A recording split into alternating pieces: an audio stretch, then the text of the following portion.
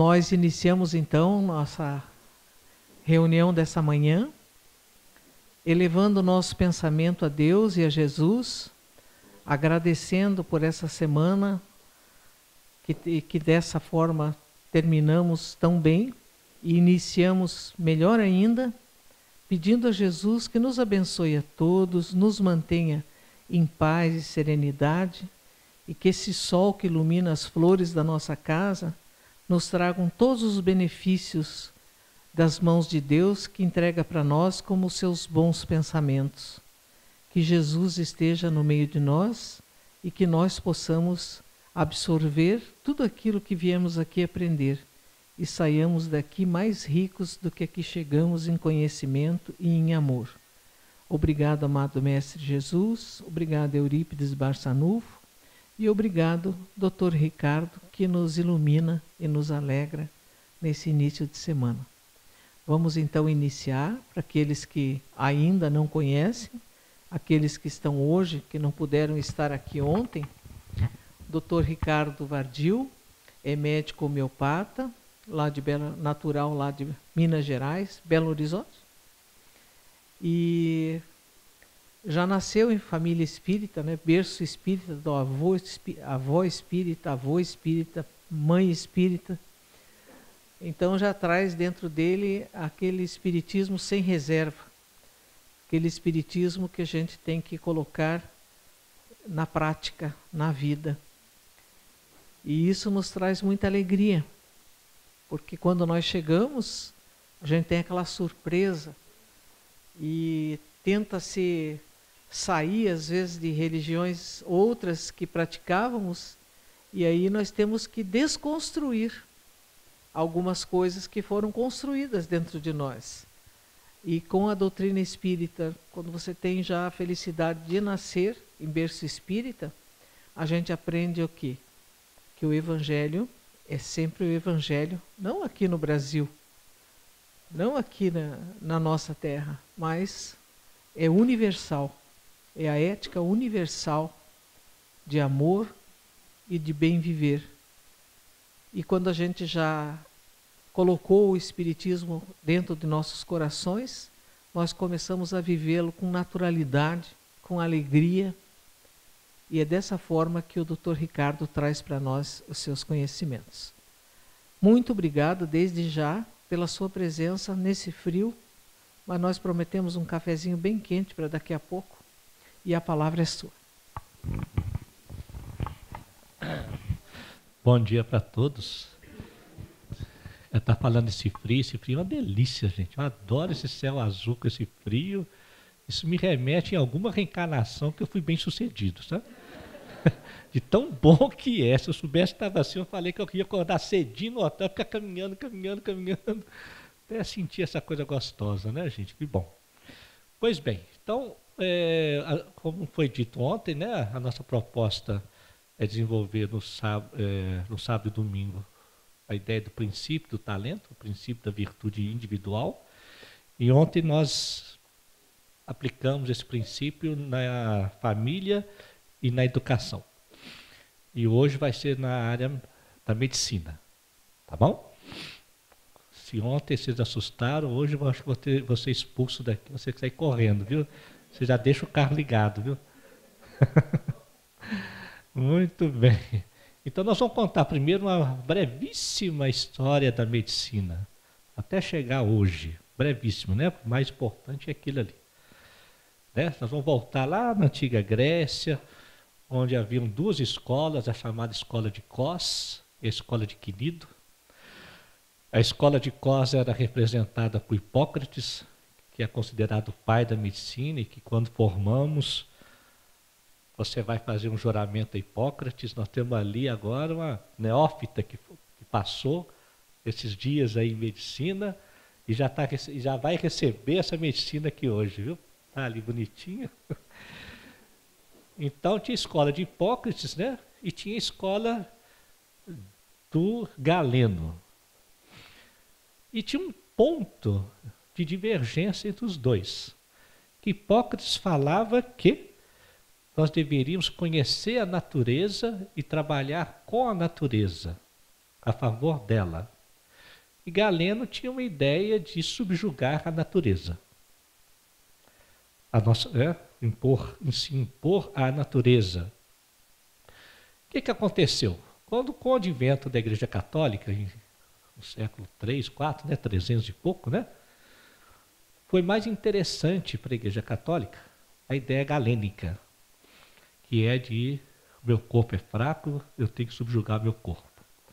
As ideias de Hipócrates, então, se tornaram ideias, como é que chamavam, tem um nome, malditas, um negócio assim, Naquele filme,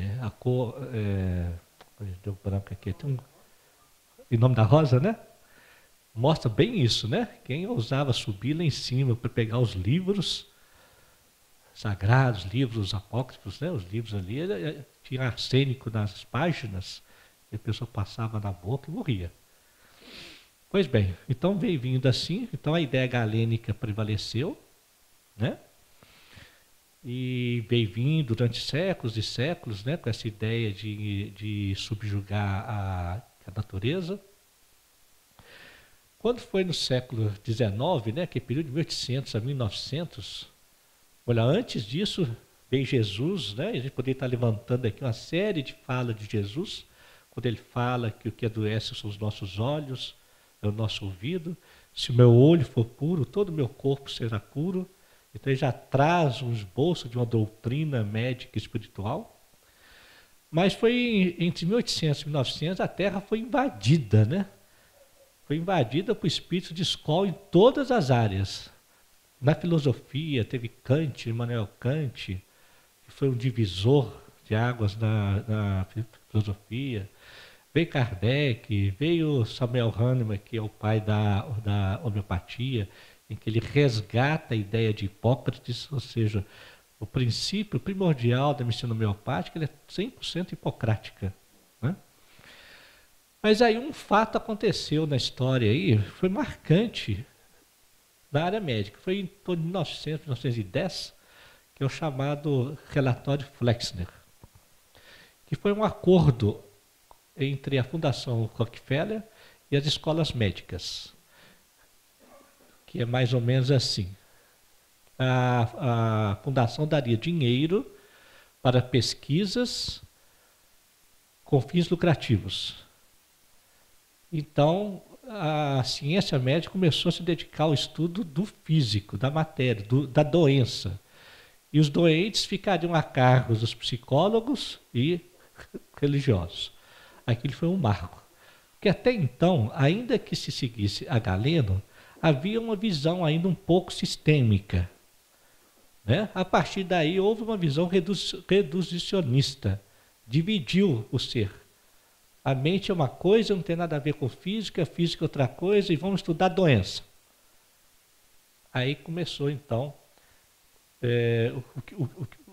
o que hoje é mais ou menos a medicina, E aí eu trouxe aqui, só para a gente ter aqui um panorama atual, porque, vamos ver lá, panorama atual. Eu esqueci de colocar aqui, essa visão, esse panorama atual é a visão de um cardiologista italiano chamado Marco Bobbio. Ele lançou um livro esse ano aqui no Brasil, chama O Doente Imaginado. Olha o título você já viu o que é, Ele faz parte de um grupo, de um movimento europeu que tem o objetivo de resgatar uma medicina que está se perdendo em função dessa outra medicina que é chamada medicina do risco, que é uma medicina atrelada à indústria do medo, que é uma medicina que esqueceu os princípios fundamentais da medicina. Para vocês terem ideia do que eu estou falando, em 2011 iniciou uma campanha vindo da Europa na área da saúde da família, que é chamada prevenção quaternária, que é mais ou menos o que? Ajudar os pacientes contra os malefícios da atuação médica. Doideira, Por quê? O que os críticos da ciência têm falado? Eles têm falado que a medicina e a psicologia se transformaram em religião, cheio de dogmas. e poucas verdades científicas. Estranho falar isso, né? Por quê? Porque quando se fala em verdade científica, significa que aquela verdade que foi dita, ela tem 3 pilares. Ela passou por uma medida, ela tem que ser universal e tem que passar pela prova do falso. Quando se olha as verdades médicas, elas são reprovadas nos 3 itens. Então não tem nenhum cientificismo, o que a maioria das verdades médicas hoje se falam. Vou dar um exemplo. Quer ver um exemplo fácil? A dengue e o mosquito da dengue. Tem um cientista, um filósofo da ciência, que ele chama Karl Popper. É muito renomado na área da ciência, né? E ele faz essa crítica, né? A medicina e a psicologia. Então, no caso da dengue, é possível medir a quantidade de pessoas que já foram picadas pela dengue e que não tiveram a dengue? Não tem jeito de medir. Só se mede quem chegou com a doença. Então relaciona a doença com a dengue, com o mosquito. E a quantidade de gente que já foi picada e não teve a doença? Não tem como medir. Percebeu? Então essa verdade ela é relativa, não é universal. E quando faz a prova do falso, você pega um mosquito de dengue e pica alguém, ele não tem a dengue. Então, isso não é uma verdade absoluta. É uma verdade relativa. Aí vem o filósofo Foucault e pega para turma e fala: toda verdade relativa está a serviço do poder da época. Ele fala isso. E o poder da época chama-se poder econômico. Quando a economia está caindo, nada melhor do que ativar a indústria do medo. O medo movimenta a economia. Percebeu, gente? Aí você ouve na mídia: nossa, morreram 122 pessoas esse ano de chikungunya. Ninguém está nem aí para as 44 mil pessoas que morreram de acidente automobilístico. Está nem aí. Já não dá mais sensação, não, já estão acostumados. Agora, falar que morreu chikungunya dá sensação. Tá? Não sei o que, né? Daqui a pouquinho não vai dar também, não. A gente acostuma, né? O tal do acostumar é o eixo do jornalismo. Quando a gente acostuma com alguma coisa, já tem que ir atrás de alguma coisa que nós não estamos acostumados, para gerar uma grande emoção, uma comoção. E aí vai. Perceberam? Isso é importante perceber. Porque nós somos espíritos e antes de ser espírito nós somos cristãos. A proposta aqui é resgatar a referência que nós adotamos para a vida e não é referência do mundo. A verdade do mundo ela é relativa, não é absoluta. E a gente fica apavorado, né? A semana que o sabe esse americano aí foi? O Trump foi eleito. O comentário na casa espírita não com medo. Quem governa o mundo é Trump ou Deus? Deus elegeu o Trump para fazer alguma coisa que precisa mesmo.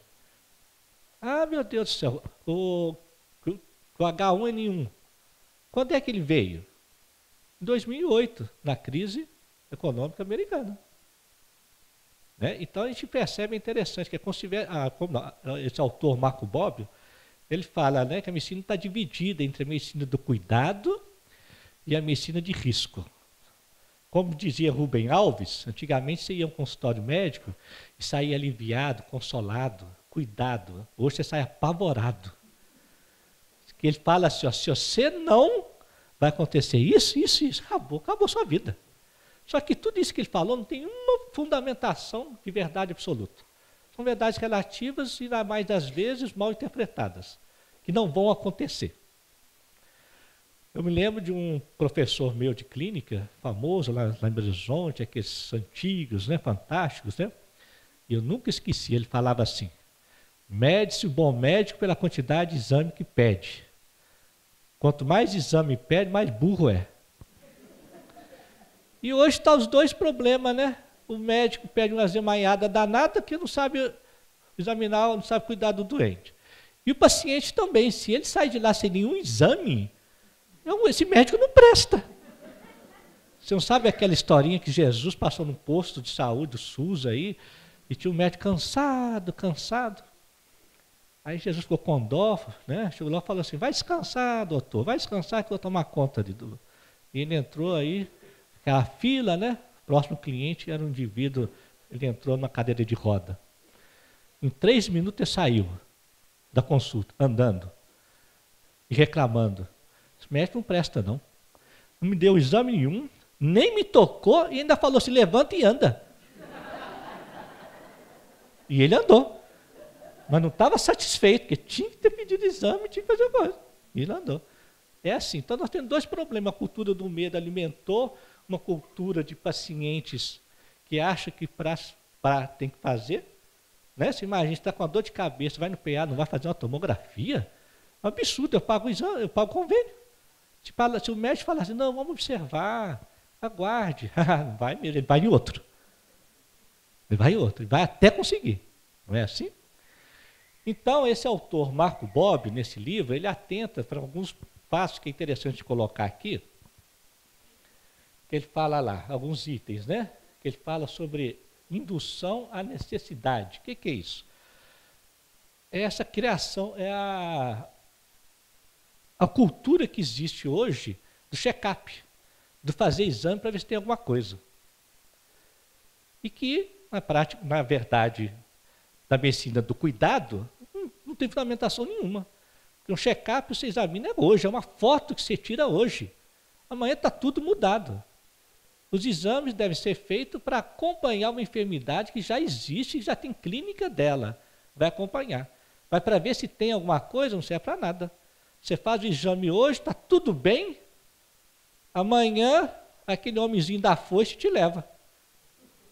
Está na hora, mas eu fiz o exame, está tudo bom. O que importa se está tudo bom? Está na hora de ir, vamos embora, meu filho. Eu arrumo, eu invento qualquer coisa a você. Tem um derrame, um infarto, qualquer coisa, eu te invento. Mas meu exame estava bom. Aí começa aquela conversa com o homem da foice. Mas eu fiz o exame, está tudo bom, está errado, sou eu não, é você mesmo. Falada está aqui na minha lista aqui, ó. Está na minha lista aqui, que é você hoje. Ah, não, mas eu fiz o check-up. Eu fiz até colonoscopia. Não deu nada. Fica indignado e vai embora. Com tudo certinho, é assim mesmo. E aí tem gente que gosta, né? Pior que tem gente que gosta de fazer colonoscopia todo ano, né? Então nós estamos aí outubro rosa, novembro, né? Outubro rosa. Contra os princípios da medicina da saúde, fazer controle de câncer anual. Porque o falso positivo é tão alto que atrapalha mais a vida das mulheres do que você fazer um diagnóstico. Preconiza-se cada 3 anos, não anualmente. Mas quem é que está por detrás disso? Indústria farmacêutica, axé. Aí todo mundo vai fazer, né?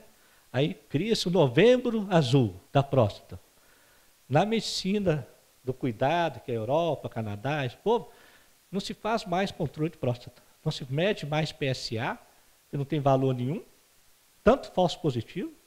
Quem está abstênio sexual é natural com PSA alto, padre tem PSA alto e outras situações mais, deve-se fazer acompanhamento quando tem sintomas.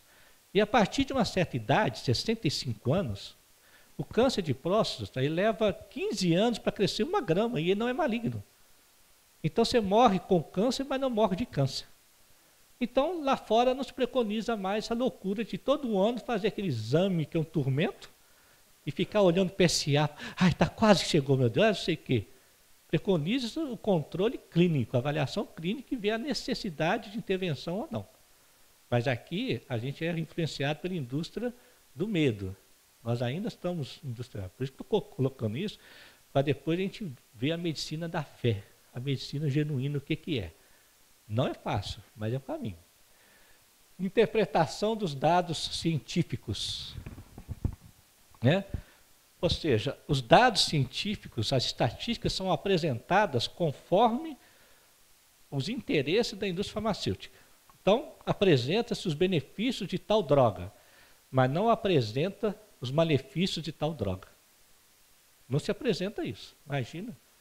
Aí o que está acontecendo? Como a maioria das drogas não são experimentados durante muitos anos, porque o protocolo se restringe a alguns anos de observação, 3 e alguns 5. O que está acontecendo hoje? A observação de efeitos danosos de drogas que são usadas por muito tempo, 10 anos. Tem pessoas usando omeprazol 10 anos. Né? E aí o que acontece? Está percebendo a perda de memória, demência, o tal da simvastatina, esse autor que é cardiologista, ele fala, o maior golpe que a medicina sofreu foi o golpe do colesterol. Foi uma mentira sofrida. E que graças a Deus está caindo por terra, porque já tem pesquisas mostrando que o problema não é do colesterol. Que o colesterol tem uma outra função no corpo e que o problema de entupir a artéria, não sei o que, não é do colesterol. Então já está caindo por terra essa necessidade de usar ou não simvastatina, não sei o que todo mundo usa. E eu fico bobo de ver espírita usando, né? Porque não quer ter um derrame. Né? Porque fala assim, se você usar vai entupir a artéria, você vai ter um infarto, derrame. Esqueceu de ler a pergunta do 876 do Livro dos Espíritos, acho que é esse é o número mesmo. Nenhum perigo vos acontece que não esteja da pauta das suas necessidades. Meu amigo, se você tiver que ter um derrame, é uma prova para quem vai cuidar de você. Então você vai ter mesmo. Com remédio ou sem vai ter. Porque é prova. O remédio não tem nenhum poder de estar além da sua aprovação, daquilo que você tem que passar. Percebeu? Então eu não estou pregando, uso ou não uso, é uso de consciência. Eu vou usar porque eu não quero ter um derrame. Então, isso não é consciência espírita, é consciência do medo. E se tiver que ter um AVC, meu amigo, é prova sua e mais ainda que vai te cuidar. Porque cuidar de algum AVC, se tiver inconsciente é mais fácil. Né? Porque cuidar de um indivíduo com AVC consciente é terrível, né? Não é mesmo? Porque ele inconsciente ele não perturba a gente, você só cuida. Agora, ele consciente, imagina um coronel consciente e com sequela. É uma prova danada de quem vai cuidar dele, que ele vai achar ruim de tudo. Ele reclama, o orgulho dele está sendo, né? Está sendo foiçado, né? Então, vocês estão entendendo isso? Então, é a questão da interpretação, né? Quando vai no congresso, todo mundo vive, droga tal. Mas é que acontece, nos últimos 15 anos não tem nenhuma droga nova descoberta. O que a indústria farmacêutica faz? Quando a droga dela, que é a patente, está acabando, e aí todos vão ter autorização para produzir, o que eles fazem? Eles colocam um isômero, que é uma molécula neutra, na antiga droga, muda de nome, acelera a pesquisa busca pacientes que vão ser adequados aos seus interesses, paga-se até $30.000 para o médico escolher os pacientes que lhes interessam. Isso é uma denúncia da secretária de saúde americana, em um livro que ela fala sobre isso. Em 3 anos está aprovada a droga nova. Aí quando a droga antiga está começando a acabar a patente, a indústria já faz a cabeça dos médicos lá na faculdade, viu? Já começa a fazer a cabecinha. Essa droga é sensacional, ela é nova, tem várias vantagens, não sei o quê, que aí a outra pagou patente, agora já está todo mundo já usando a nova. Tem 15 anos que não tem droga nenhuma nova. Olha só, hein? Loucura, né, gente? Antecipação diagnóstica, outra coisa que ele denuncia. O que é isso? É a chamada ditadura do especialista. O especialista foi feito para cuidar da exceção. Só que acontece, a cultura nossa hoje é a seguinte, você sente uma coisa, você não vai no clínico, você não vai no saúde da família, você vai direto no especialista. E o especialista transforma a exceção em maioria. E cuida todo mundo como se fosse exceção. E aí o que tem acontecido? É os chamados overdiagnose. Que é o quê? Como houve um avanço no conhecer a doença, no como é a doença, mas não de onde que ela vem, que é outro equívoco, a gente transforma o como em porquê. Então, hoje nós somos capazes, por exemplo, de perceber se a diabetes está chegando ou não, fazendo ultradiagnósticos. E aí, proclama-se uma redução nos valores de referência da glicose para que mais pessoas se sintam diabéticas antes que elas estejam diabéticas. Porque elas vão ser consumidoras de remédios para diabetes antes que elas estejam. Percebeu isso? Então, se antigamente a gente trabalhava com valor, por exemplo, de glicemia 110, reduziu para 99. E aí esse Marco Bob faz a crítica, sem nenhuma fundamentação séria de pesquisa. Foram todas interpretadas conforme o interesse da indústria farmacêutica. Então, você está com 99, você vai na consulta, está 100, que o médico já fala, já está fora, hein? Você já está correndo risco. Pronto, acabou dali, acabou sua vida. É melhor começar a usar uma metformina, hein? Pronto. Além de usar uma porcaria, para você, para quem é diabético, não é. É uma bênção. E ainda não vai poder comer o chocolate gramado? Isso é uma judiação. Nós estamos no umbral, não poder comer o chocolate? Né? Percebeu? Então, o que está acontecendo? Todos os valores de referência têm sido reduzidos para abarcar o maior número de pessoas e colocá-las sentindo que elas são doentes. Que é isso que acontece quando você sai no consultório com uma série de ameaças e já indicando que vale a pena talvez já começar com isso ou aquilo para algo que não se sabe se vai acontecer. Né? Porque não tem como você medir isso. Não tem como. E quando alguém ousa medir, aí te assusta. Como, por exemplo, uma pesquisa que ele mostra, que eles acompanharam pessoas usando medicamentos cardiológicos de uma forma irregular. E um grupo usando placebos. Né? São medicamentos teoricamente inócuos, mas nós espíritos sabemos que não são, porque eles fazem indução, então eles agem. O que eles perceberam? A eficácia é a mesma. Se você fizer um tratamento com antihipertensivo de maneira irregular, o efeito vai ser o mesmo se você estivesse usando placebo. Olha só. E ele alerta então para isso. Né? Então ele vai fazendo esses questionamentos. Antecipação diagnóstica e a criação de novas doenças, né? Que nós conversávamos ali no grupo ontem, né? Que é a chamada medicalização da moral. Que nós estamos vivendo isso hoje. Algo que é um transtorno moral vira transtorno psiquiátrico. Né? Dá-se um nome. E aí logo em seguida vem a proposta de algum medicamento para aquilo. Então, por exemplo, transtorno impulsivo transitório. O que é isso? É aquela coisa que todo mundo tem no trânsito. Quando você não está aguentando, dá uma raiva, meter a mão na buzina, xingar e passar por cima. Ah, agora isso é uma doença, você não sabia? Tem um remedinho para você. E você não vai sentir mais isso. Né? Ou seja, você está num momento da reforma íntima, eles te dão um remédio para acabar com essa reforma íntima. De aceitar as circunstâncias, né? Como nós falamos ontem. Perceberam? Então vai. Né? Transtorno dos pés inquietos. Já viu? Tem gente que não está gostando da palestra e fica assim. Né? Está doido para ir embora, para jogar bola. Não, mas tá bom. Eu quero ficar aqui. Não, mas eu quero jogar bola também. Aí o pé já está jogando bola.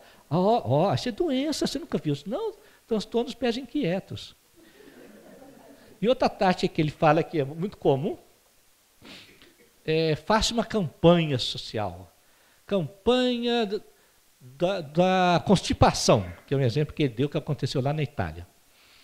Aí vai todo mundo para as praças, tem médicos de graça que vai te consultar de graça, e aí ele vai constatar que você é um constipado. Porque você faz cocô só de 3 em 3 dias. Então você é um constipado. Vamos tratar disso. Aí logo depois da campanha vem a descoberta que tem um remédio que ajuda você a fazer cocô. Só que ele ajuda a fazer cocô só uma vez por semana. Custa caro pra caramba. Mas aí o paciente fala assim, não, mas pelo menos eu vou fazer uma vez por semana, né? Aí caro pra caramba. E cheio de risco. É assim que funciona. Parece que eu estou distribuindo um horror, né? Mas não é não, gente. Realmente, como diz os espíritos, o planeta de Terra de prova e expiação está passando por um momento de colapso generalizado de paradigma. Ontem nós falamos do ensino, da educação, da saúde, da política. Nós estamos vivendo um momento de mudança de paradigma, de modelo. Então tudo entra em colapso mesmo. Para quê? para que a gente tenha a ousadia de viver a única verdade absoluta que nós sabemos, que é a verdade crística.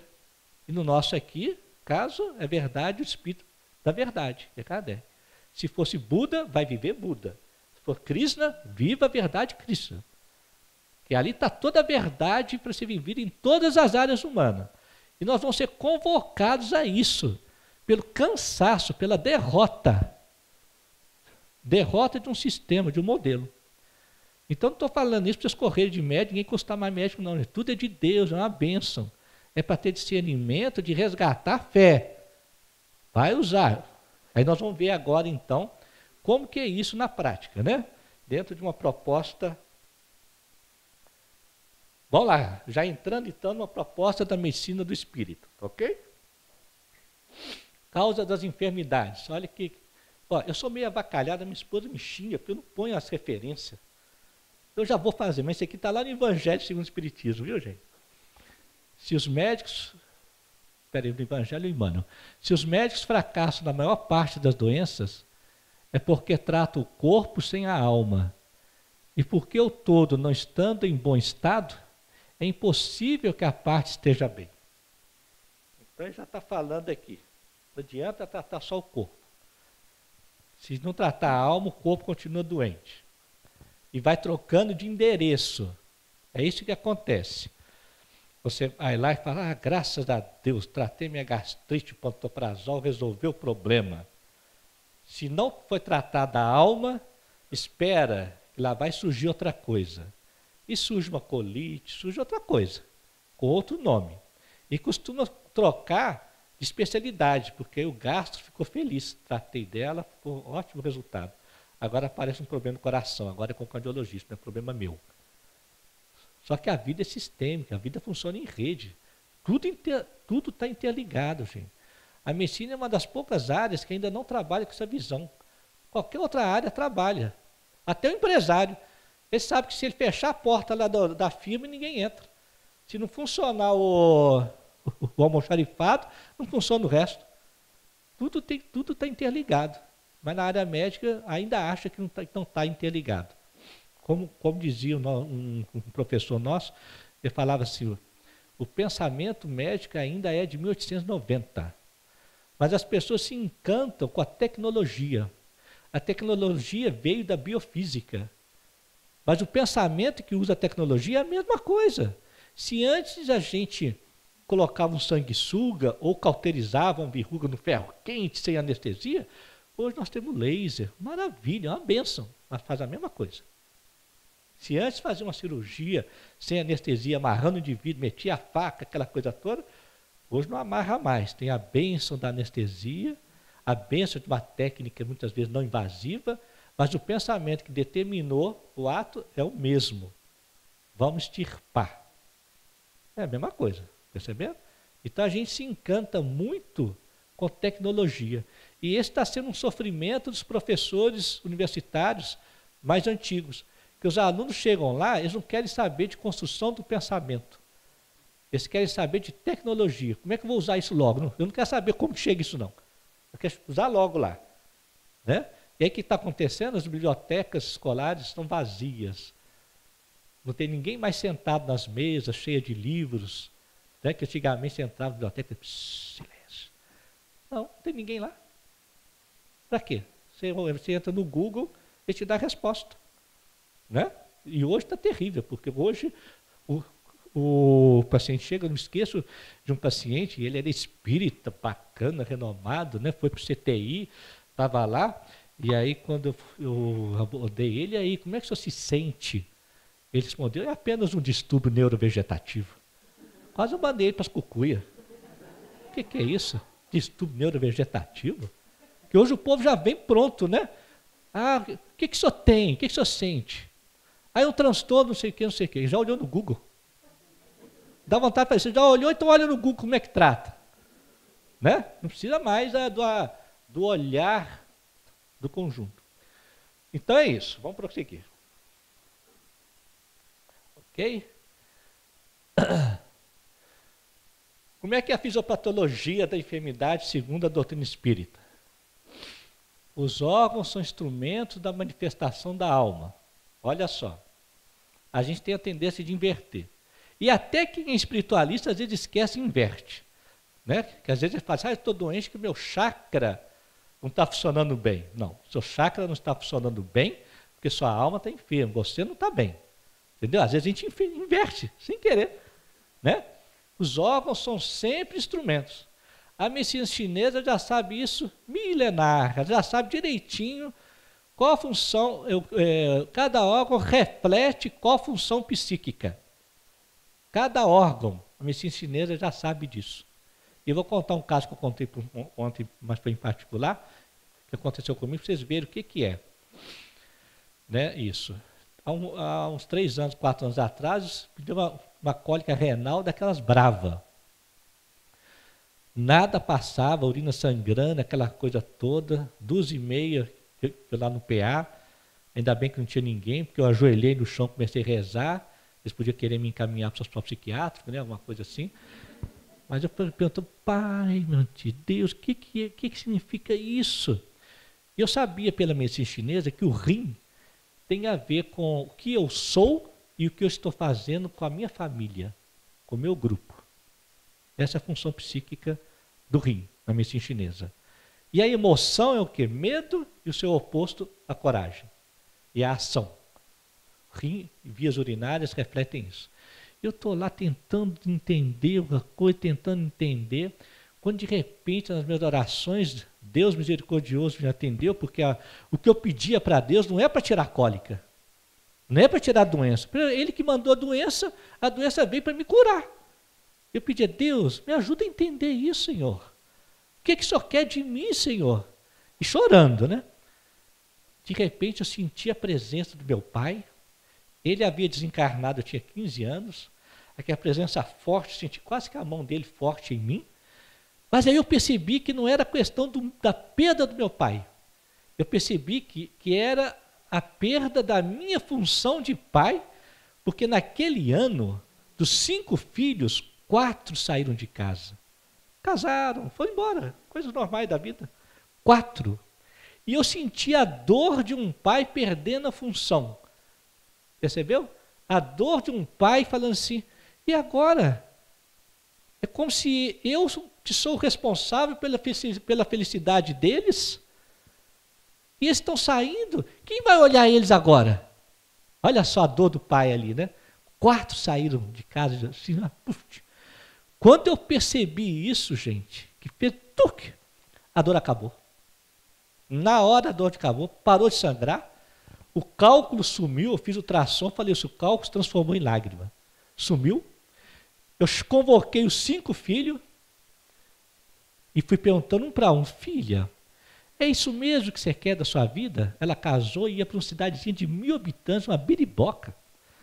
É isso mesmo que você quer, filha? É, pai, eu amo ele e eu gosto disso. Filho, você quer ser mesmo professor municipal, ser pobre o resto da vida? E eles saem de casa também. E fui perguntando para um. Eu vi decisões de alegria. Isso mesmo, é o caminho deles. Aí eu entreguei eles todos para Deus. Então, agora vocês pertencem a Deus. E como diz Divaldo, agora eu sou consultor. Agora eu estou vivendo a prova da consultoria quando é pedida. Nós vamos falar isso depois, que é outra dor, né? Você está olhando, mas não foi consultado, tem que aguardar, filho pródigo. Tem que aguardar, você está vendo, não foi consultado, o que você vai dar palpite? Está no caminho de cada um, aguarda, o pai do filho ficou aguardando, ficou lá vendo o filho, fazendo as baguncinhas dele, está aguardando. Por quê? Porque Deus quer que nessa consciência. E é por isso que Deus acaba com a gente na condição humana. Por isso é que Deus é palhaço, que transforma a desgraça humana em graça do Espírito. E a gente não deixa que isso aconteça com os filhos. Não deixa. Mas aí, olha só, eu já vivi o drama, logo de cara eu vivi o drama do consultor atrevido, que não foi pedido. Aí deixou, foi todo mundo, né? Foi todo mundo, sei que, então tá tudo bem e tal. Aí minha filha teve neném. Teve neném, lá foi ela para aquela cidadezinha, né? que por sinal é maravilhosa. Olha a loucura do pai, gente. A cidade é cheia de cachoeira, é de uma beleza, uma coisa louca, um encanto. Mas o pai, né, quer ver as crias tudo do lado, né?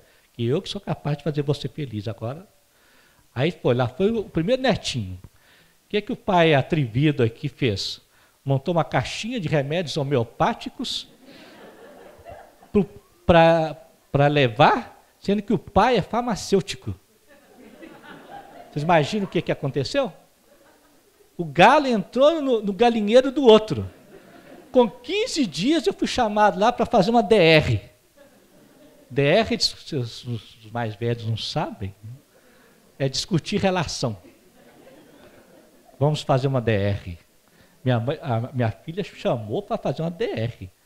Sentou, reuniu um grupinho e o dono do galinheiro, o galo, falou, né, que ele vai cuidar do neto da maneira que ele achar melhor, que ele não quer essa invasão, não. Beleza, né? Bom demais, né? Tá certo, tá certo. Aí eu considerei, mas como o ego às vezes é muito atrevido, eu não consegui conter meu ego. E ainda soltei no finalzinho, concordei que tinha toda a razão. Mas sabe o que é? Porque lá na capital, a mineiro fala assim, né? É porque lá na capital, médico prescreve e farmacêutico só executa. Ainda dei uma, sabe? Mas ainda bem que ele é mais superior do que eu, não considerou isso. Passado o tempo, não deu em nada. O que foi? Respeitamos o dono do galinheiro, todos se tratam homeopatia, minha filha é médica, fez homeopatia, ele trata com homeopatia, e não tem problema nenhum. Já pensou? Né? Então é o drama do consultor. Tudo isso estou contando por quê? Começou com a cólica renal. Olha só que loucura. A doença é uma bênção. A doença faz conosco aquilo que eu não consigo fazer por mim. Porque a doença é o jeito que Deus conversa com a gente. Percebeu? O corpo é a gramática de Deus falando conosco. E nós vamos aprender um pouquinho como é que é isso hoje. Então está lá, Livro dos Espíritos. Não confundais o efeito com a causa. Não são os órgãos que dão as faculdades. É isso que nós falamos. Excetuados os quadros infecciosos pelos quais se responsabiliza a ausência de higiene comum, as depressões criadas em nós por nós mesmos plasmam determinados campos de ruptura na harmonia celular, que geralmente quase todos eles surgem como fenômenos secundários sobre zonas de predisposição. André Luiz, evolução. O que é isso? Você observa, por exemplo, um trabalhador de uma mina de carvão. Se ele trabalha aceitando a vida que tem, ele vai ter uma tossezinha que é natural, porque trabalha num ambiente insalubre, que às vezes o corpo não dá conta de superar aquela insalubridade. Mas se ele trabalha não aceitando, infeliz, cheio de conflito, ele vai ter doenças graves do pulmão. Percebeu? Outros exemplos, eu posso estar no meio de uma zona que a gente considera infectada. E não acontece nada comigo. O Pasteur, no final da vida dele, falava, mais importante que as bactérias, os vírus, é o terreno. Se o terreno não estiver suscetível, não acontece nada. Em linguagem mais simples, só tem barata onde tem sujeira. A medicina comum cuida da barata, e nós vamos cuidar do terreno. E ainda assim, sabendo que barata é de Deus. Nós ainda precisamos de barata, rato, para limpar nossas porcarias. O que Emmanuel chama de fezes mentais. Olha só, Emmanuel chama aí, das nossas fezes mentais. Assim como precisa de bicho para cuidar das nossas fezes orgânicas, as bactérias e vírus servem para metabolizar nossas fezes mentais. É para isso que elas servem. Se está tendo fezes demais, vai instalar ali um bichinho que cumpre o seu papel de reorganizador do nosso campo psíquico. Observa bem as epidemias. Quando existe que na homeopatia a gente chama de gênio epidêmico, né? Quando existe um sofrimento que é comum a todos, surge uma epidemia. Não é? Uma das epidemias que me chamou a atenção foi da gripe cólera. Vocês lembram da gripe cólera? Não? Aqui não teve, não? Olha só, quando o Collor baixou aquele negócio lá de confiscar a poupança, você lembra? Foi aí uma gripe danada, todo mundo chamou Collor. E foi uma gripe interessante, foi a única que fez todo mundo confessar o que tinha realmente. Porque ninguém confessa para o outro que tem 1 milhão na poupança, né? Imagina, fica escondido. Mas na hora do sofrimento, você confessa, você acredita, o Collor me roubou 1 milhão que eu tinha na poupança. Você tinha 1 milhão?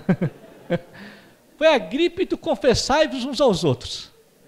Todo mundo confessou a sua realidade financeira por conta da dor. Então é assim. E tem gente que estuda isso, o gênio epidêmico. Qual é o gênio, né, que está ali? A dengue que está aí. A dengue vai ficar enquanto a gente precisar de aprender a cuidar um do outro. Que é isso que está acontecendo, já viu? Você fica com tanto medo da dengue, que você olha o lote do vizinho, se lá tiver água parada, você chama a polícia.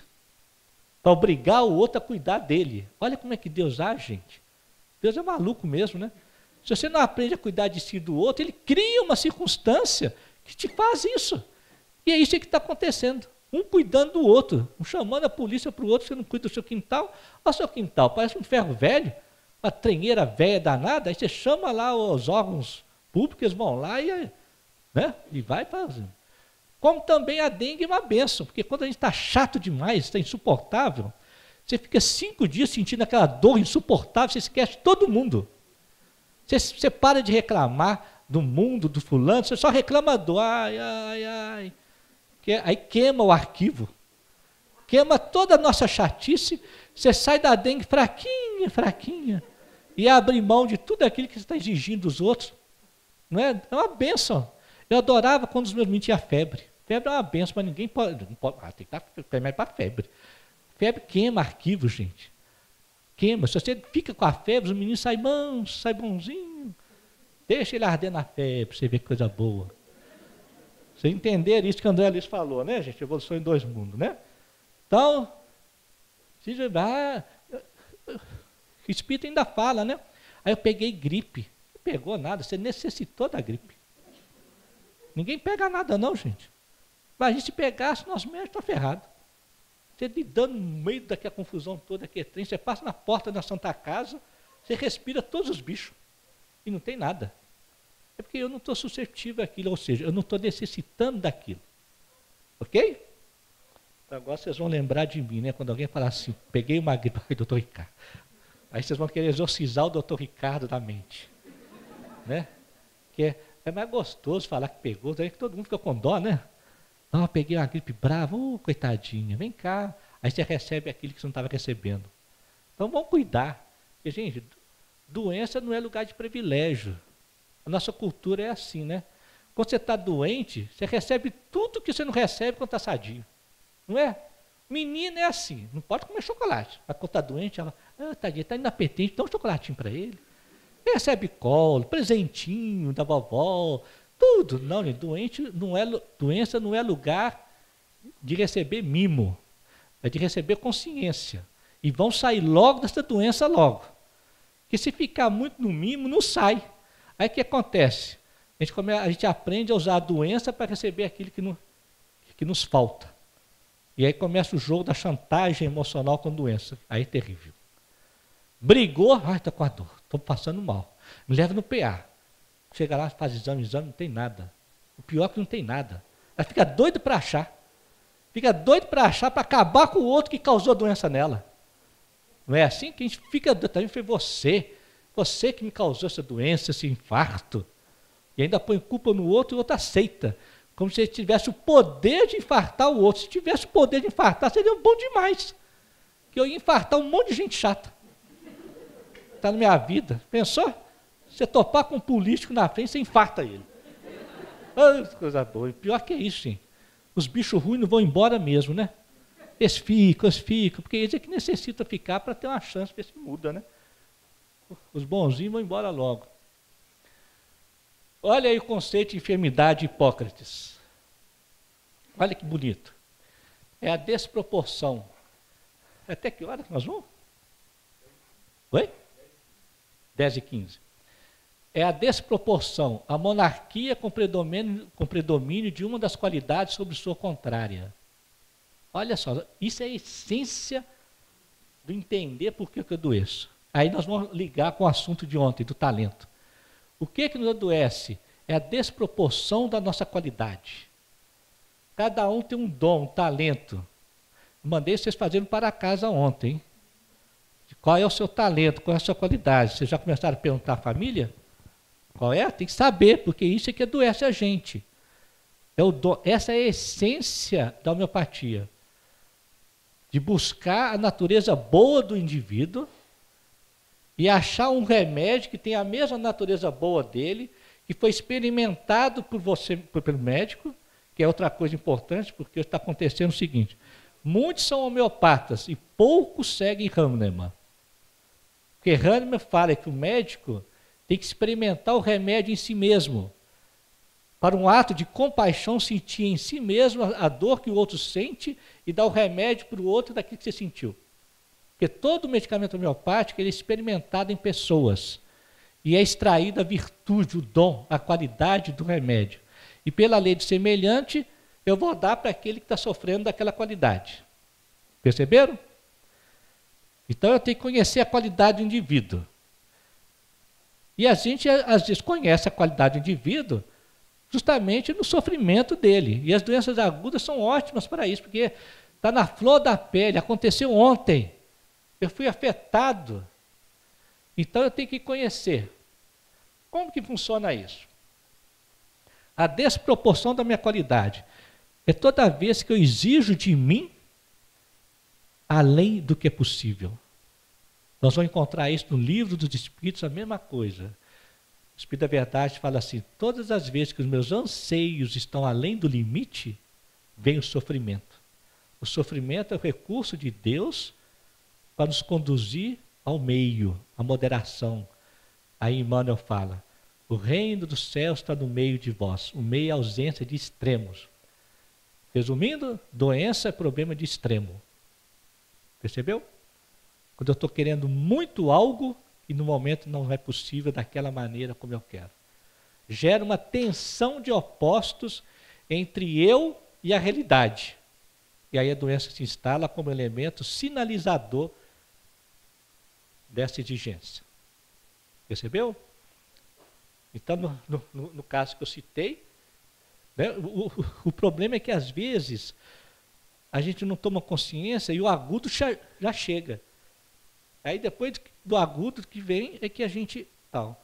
O bom é a gente tentar pegar nos pequenos sintomas que vão chegando, que são mais suaves, para a gente perceber e valorizar tudo. É como se fosse um autoconhecimento e que o corpo vai, né? Ah, nossa, eu dei um tranco aqui. Ah, como é que foi? Foi o quê? Sem julgamento, procurando o lado belo. Não adianta falar, ah, fiquei com raiva. Mas raiva de quê? A raiva é um pedido de quê? Toda raiva guarda em si um pedido. O que você está pedindo que não é possível? Aí você fica, às vezes você não percebe de cara não, mas você põe ali em stand-by, né? Para observar. E aí você vai no médico e fala, ah, não, você está assim por causa da hérnia de disco, não sei o quê. Não, isso é o como, não é o porquê. Ah, vai usar remédio ou não? Não importa. Mas não pode perder a referência, para ter consciência. E não querer eliminar de uma vez, não. Se você eliminar de uma vez, você não tem referência. Aí você vai contornando, aí você fica. Né? Eu me lembro de uma vez, a gente tem que ser testemunho disso, né, gente? Porque falar dos outros é fácil, né? Eu me lembro que eu estava tendo uns trancos da coluna, sabe? Daqueles de travar, não sei o que, eu estava só observando onde é que vinha. Aí vinha, eu soltava, destravava, tomava lá um negocinho e tal, não sei o que, não estava percebendo. Um belo dia eu percebi, a hora que o telefone tocou, que eu atendi, era minha esposa. E ela relatou um sofrimento dela e na hora trancou. Aí eu percebi, gente, como que eu estava sofrendo pela incapacidade de fazê-la feliz. Como que eu querendo resolver o problema dela. Mas não tem jeito, é ela que vai resolver. A hora que eu percebi isso, soltou, destrancou. E aí agora a gente fica atento, né? Toda vez que eu vejo ela sofrendo, eu me reposiciono. Acolhe, fica ali, o que eu posso fazer, mas não deixo mais nascer o anseio além do limite, que é o quê? De querer fazer com que ela fique feliz. Porque nesse anseio além do limite, sabe o que a gente faz, gente? A gente chacoalha o outro. A gente vai querer chacoalhar o outro para ele sair daquilo. Aí a gente bagunça tudo. Porque às vezes o outro só quer colo, só quer escutar, ele ainda não dá conta de resolver o seu problema.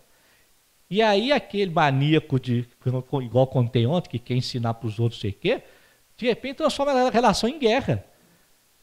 Sacode, não, você tem que fazer isso, não, você tem que fazer, não sei o quê. Aí a outra grita, chega, eu estou querendo só colo. Só colo? Ô, gente, a vida pede tão pouco a gente, que a gente não admite que a vida pede pouco. Cada vez eu concluo mais isso. A vida não nos pede muito. O que tendes? Senhor, só tem 5 pães e 2 peixes, Senhor. Só isso. O 1000? Isso é nosso Senhor. A gente quer salvar o mundo, o outro, salvar todo mundo, aí adoece. Porque é só um pouquinho que pede. E às vezes um pouquinho é só acolher. É só escutar e aguardar a vivência e aguardar. E a gente quer salvar o outro. Então, graças ao tranco na coluna, hoje, aí o que acontece? A gente transforma a dor em potência em dor crística. A dor em potência acaba com a gente. A gente vai querer resolver o mundo. A dor crística reconhece o limite do outro. Nós vamos falar isso depois do intervalo. Muitos leprosos se curaram. Muitos outros não se curaram. E Jesus não foi atrás. Não foi. Porque sabia que não estava na hora. E mais ainda, aquele encontro maravilhoso de Jesus com a paralítica Lavínia. Vocês conhecem? Está em uma das obras da Amélia Rodrigues. Maravilhoso. Uma jovem paralítica, sabendo que Jesus estava ali por perto, foi ao encontro dele. E Jesus, como sempre, um pedagogo por excelência, né? Que pergunta e escuta. Que tendes? Que queres de mim? Que queres de mim? E a Lavínia responde, Senhor, você não está vendo? Eu não ando, eu quero andar. E Jesus vira para ela e fala, existem coisas mais importantes do que pareces. E vai embora. E ela entendeu o que Jesus quis dizer. Que ela estava querendo uma coisa que lhe faltava, mas não estava vivendo aquele que ela tinha. Ela tinha o dom do canto. E ela foi cantar. E se curou. A alma se curou e continuou paralítica. Percebeu que lindo? E às vezes a gente está com um companheiro do lado que é paralítico. A gente quer que ele ande. E não é para ele andar. É para ele descobrir o seu canto no mundo. É aquilo que na psicanálise, né, a gente chama de... eles falam assim, que a gente nomeia uma falta que jamais vai ser suprida por ninguém. E que a cura é transformar a falta em fartura, em dar ao mundo aquilo que você é, e não aquilo que te falta. Percebe? É o que Jesus fez com Lavínia, né? Então, entenderam aqui o conceito de enfermidade? Vocês descobriram os seus talentos aí ontem, gente? Se não descobriu, fala para mim, dá um exemplo aí. Qual é a sua chatice? Cutucar aí. Quais são os seus talentos? Vamos ver, vamos dar alguns exemplos. Quem quer ser testemunho? Não, esse é a ferramenta. É a ferramenta. Quer saber o talento, o dom, ou a sua chatice, para a gente descobrir aonde começa a enfermidade nossa. Pode falar. Fala demais. Olha, ela fala demais. Eu vou direto ao ponto. Então ela tem o dom da comunicação. Na futura reencarnação você vai ser jornalista. Nessa você vai ter que calar a boca, né? Ela tem o dom da comunicação, só que exagera. Às vezes comunica o que não deve comunicar. E aí, né? Fala demais. E aí, provavelmente, não sei se você é casado ou não, Bem casada, feliz. feliz, deve ter um marido mudo. Ela falou que sim, ó. Aí, pronto. Psicólogo veio para quê? Era o falador de antigamente, falava besteira, que veio para aprender a escutar. Então ele fica calado o dia inteiro, assim, só escutando, na cela. E fica na cela dele, igual eu. Né? A nossa cela, a nossa cadeia, o que que é? Não sabia escutar e já dava o veredito, agora vai aprender o dom de escutar. E fica ali horas e horas escutando em silêncio. Aí de vez em quando o que acontece? Ela deve xingar ele que ele é mudo, que não fala nada, e ele, você fala demais, menina. Nossa Senhora, não é assim. Meio do quê? Olha como é que Deus é sábio, põe um tempero. Ela vai aprender a ficar em silêncio na hora que tem que ficar, e ele vai aprender a falar na hora que tem que falar. Porque tem que falar. Tem que falar com o cliente, tem que pontuar e tem que falar com o mundo. É assim a vida. Então cada um vai descobrindo. Se ela... Oi. Não, e é interessante, porque uma das minhas funções faz com que eu falo. 25 anos de cabeleireira. E há 5 anos eu sou terapeuta. Tem tantos anos que você é cabeleireira? 25 anos que eu sou cabeleireira. Gente, olha que E 5 gente. que eu sou terapeuta naturalista. Então eu estou tendo que aprender a falar. Então você está no processo curativo, né? Processo curativo, porque cabeleireira, você já viu alguma cabeleireira em silêncio? Já viu? Ainda mais mulher, né? Neurologicamente a gente sabe que a mulher tem eu sabia os números, esqueci, né? Tem não sei quantos milhões, tem necessidade de falar não sei quantas milhões de palavras por dia, né? E o homem só a metade, não é assim? Tem um negócio assim, né? E aí ela vai ser cabeleireira. Tá? Né? Mas agora você está curando, né? Louvado seja Deus, né? Está curando. Nossa, só está vendo só? Entendeu aqui então, gente? Não é possível conhecer a natureza da enfermidade sem conhecer a natureza do indivíduo. Conceito de cura. Para o homem da terra, a saúde pode significar o equilíbrio perfeito dos órgãos. Para o plano espiritual, todavia, a saúde é a perfeita harmonia da alma, para a obtenção da qual, muitas vezes, há necessidade de contribuição preciosa das moléstias. Aí, né? Consolador. E às vezes precisa mesmo, né? A doença é o caminho da cura. Tem até um livro assim com esse nome, né? O caminho para quem quer ouvir, quem quer escutar o Deus conversando conosco através da enfermidade. Né? Ok? A doença incurável traz consigo os profundos benefícios. O que seria das criaturas terrestres sem as moléstias dolorosas que lhe apodrecem a vaidade? Embora às vezes é duro, né? As doenças crônicas, incuráveis, vai apodrecer a vaidade. A minha mãe estava com 83 anos, um temperamento do cão, independente, aquelas, não sei o quê. Um dia estava no encontro de família, assim, ela estava doida para ir embora, mas ninguém queria ir embora para levá-la. Ela virou e falou assim, eu tenho que dar um jeito na minha independência. Na hora que ela falou isso, ela escorregou no tapete e quebrou o ombro. Fraturou, acabou. Agora ficou dependente de vez. Totalmente dependente. Está vendo como é que a vida é, Lê? Deus é doido, viu? Para o humano é, porque ele quer ver o espírito livre. Ter a ousadia de acreditar que é possível viver a liberdade. Parte dela aqui ainda.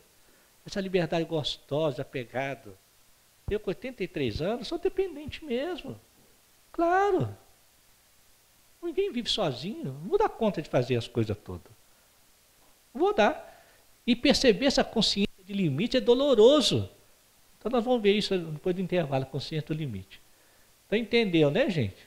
Está ali, tá? E a gente quer tirar, né? Oh Deus, cura minha filha, Senhor. Você lembra lá da mulher gadanita? Ela ia atrás de Jesus pedindo que curasse a filha.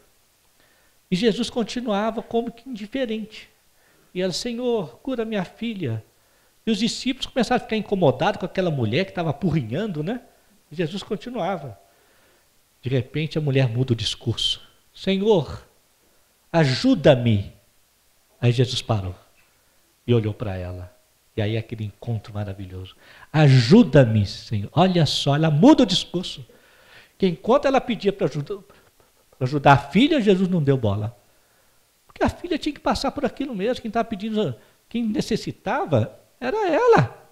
Aí que ela fala, ajuda-me, ele para lhe dar forças para continuar auxiliando em sua prova. Ali ela para.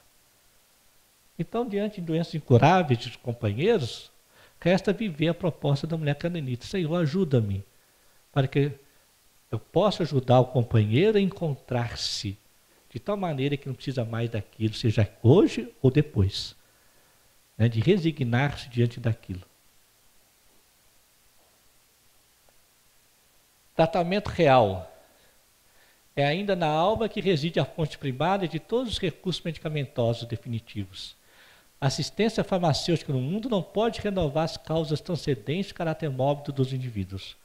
O remédio eficaz está na ação do próprio espírito enfermo. Pode tomar, gente. Mas não toma achando que vai curar, que não vai. Vai aliviar. Então toma com cuidado e vai, né? Está lá olhando a causalidade, se possível. Pedindo a Deus, me ilumine para me entender, Senhor. Vai. E aí coisas incríveis acontecem, gente. Não tem explicação médica nenhuma quando ocorre um fenômeno de cura. Eu me lembro, há um tempo atrás, eu atendi uma mocinha, ela estava com um distúrbio cardiológico grave, umas arritmias, colocou marca-passo. Aí ela, depois de um certo tempo, se propôs a um tratamento homeopático, tal, nós começamos, tal. E segundo os parâmetros homeopáticos, ela estava em processo pleno de cura. Eu virei para ela e falei assim, você está se curando. Se você quiser tirar o marca-passo, pode tirar. Aí ela assustou, mas é isso, eu morrer. E ela era espírita. Eu falei, a hora da morte está lá. O livro espírita não fala lá?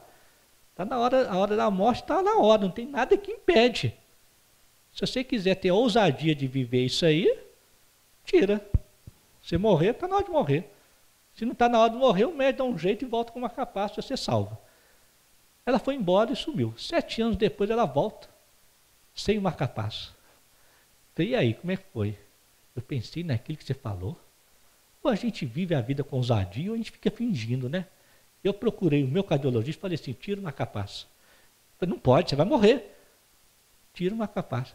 Não, então vamos combinar o seguinte, se eu tirar e você der um negócio lá na sala de cirurgia, eu volto com o marca-passo, perfeitamente. Tirou, não deu nada. Até hoje o médico não está entendendo o que aconteceu. Ou seja, o coração voltou suavemente ao ritmo que lhe é devido. Porque ela se curou do processo. Tem que ter ousadia de perceber essa cura que está acontecendo e o fenômeno físico acontecendo. Você muda de padrão e vai. Né? Ok, gente? Tudo é com consciência. Não é deixar de ir, não, hein? Não é apologia de não tomar. Tá? Igual comentei da febre. Febre é de Deus. Que a temperatura alta para queimar arquivo, pôr fogo no nosso arquivo. Ah, mas disse que está convulsão. Teve uma época que todo mundo tinha medo de convulsão, porque as crianças de 0 a 3 anos de idade, 20% tinha convulsão quando subia de repente ou caía de repente. Aí saiu aquela onda de anticonvulsivante. Isso acabou, graças a Deus. É uma reação metabólica, não tem sequela nenhuma.